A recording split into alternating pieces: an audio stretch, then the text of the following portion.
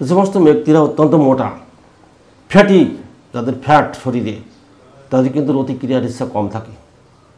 দেখবেন যে সমাজে এমন এমন লোক আছে তারা নিজেরা নড়তে পারে না, এত মোটা, তাদের ইচ্ছাশক্তি কম, তাদের একটাই মাত্র মেডিসিন ক্যালিবাইকোরমিকাম। মনে রাখবেন 30 পাওয়ার দেবেন। যদি দীর্ঘদিনের হয় 30 পাওয়ার দেওয়ার পর 2-4 দিন, 1 সপ্তাহ দেওয়ার পরে 200 পাওয়ার চলে যাবেন এবং সঙ্গে মাদার টিংচার প্রয়োগ করবেন।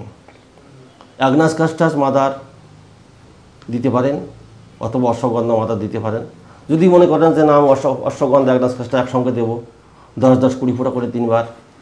আর ক্যালিবাইকোরমিকাম 200 পাওয়ার 4টে ডোজ, এই সপ্তাহে 2টো, অর্থাৎ আজকে 2টো কালকে 2টো ডোজ দেওয়ার পরে অ্যাগনাস কাস্টাস আর অশ্বগন্ধা মাদার একসঙ্গে মিক্সার করে দেবেন।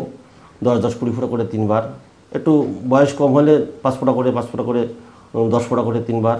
আর বয়স একটু বেশি হয়ে গেলে 10-10-20 ফোঁটা করে 3 বার। একটু টাইম লাগবে কিন্তু কাজ নিশ্চিত, মারাত্মক কাজ।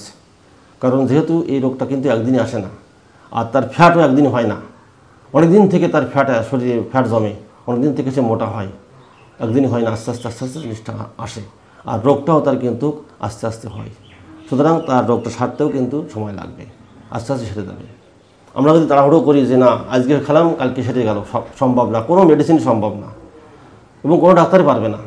সুতরাং যখনই হোমিওপ্যাথির কাছে আসবে রোগী, তখন যদি তার রোগ সারে 3 মাসে, বলবেন 6 মাস লাগবে।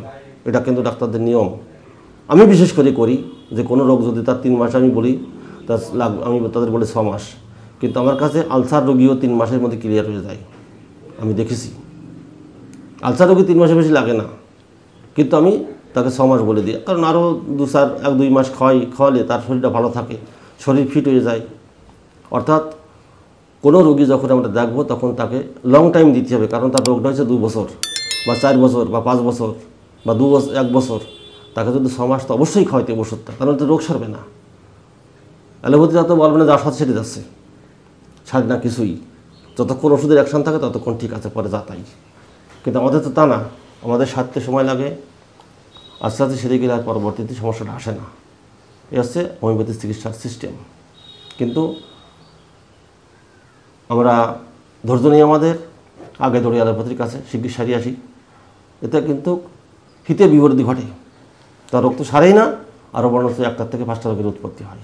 যে সমস্ত রোগীরা অনেক সময় দেখা যাচ্ছে চেম্বারে এসে বলে তো আমি অত্যাধিক পরিমাণে মদ খাই, অম্ল অজীর্ণ গ্যাস ভর্তি, আমার মুখ টক হয়ে যায়, যা খাই গলা মুখ জ্বালা করে, বমি হয়, বমিতে লালা পড়ে, লালার মতো বমি পড়তে থাকে। একটা মাত্র মেডিসিন ক্যালিবাইকোরমিকাম। আজকাল আমাদের সমাজে 95% লোক মদ খায়, বিশেষ করে পুরুষরা। মদ খাতে খাতে খাতে খাতে তাদের অম্বল গ্যাস অজীর্ণ তো হয়ে যায় এবং তার সঙ্গে বমি হয়। যখন বমি হয় দেখবেন যে বমির সঙ্গে লালা পড়তে থাকে, দড়ির মতো ঝুলতে থাকে।